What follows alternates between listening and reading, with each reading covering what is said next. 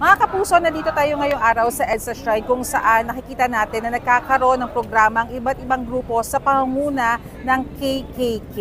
At itong grupong to ay tutulak papunta sa People Power Monument mula dito sa EDSA Shrine para patuloy na ipanawagan yung kanilang pakikipaglaban kontra sa korupsyon. Bukod sa KKK, nandito rin yung iba't ibang grupo at mamaya aalamin natin sa kanilang talumpati kung ano pa yung kanilang mga mensahe sa gitna ng issue ng korupsyon na bumabalot ngayon dito sa ating bayan. Nandiyan po ang marshals para gabayan. Nakikita nyo sa kanilang placard, ang samot-samot namin. Nakikita nyo sa kanilang mga placard, ang iba't ibang mensahe.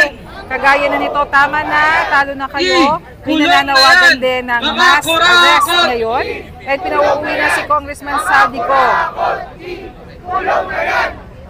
Ito, meron pang isa, kung sa DPWH, malala paano pa kaya sa ibang departamento. So this is a fight against corruption, not only sa DPWH, kaugnay ng maanumalyang flood control project, kundi pati na rin magsilbing paalala sa iba't ibang departamento na labanan ang korupsyon. A few moments from now ay magmamarcha na sila at nakikipag-coordinate lang sila sa PNP para maayos ang kanilang paglakad dahil nandito tayo ngayon sa isang main thoroughfare.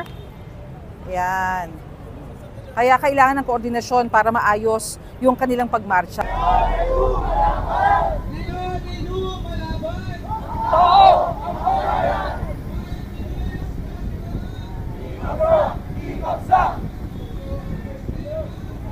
Yan, dumating na po ngayon dito sa may People Power Monument, yung samot-saring grupo at nakaantabay dito yung pulisya dito para masiguro ang payapang pagpapahayag ng kanilang pagkondina laban sa issue ng korupsyon. Kikilos hanggat matanggal sa pwesto mapangalan lahat ng korap.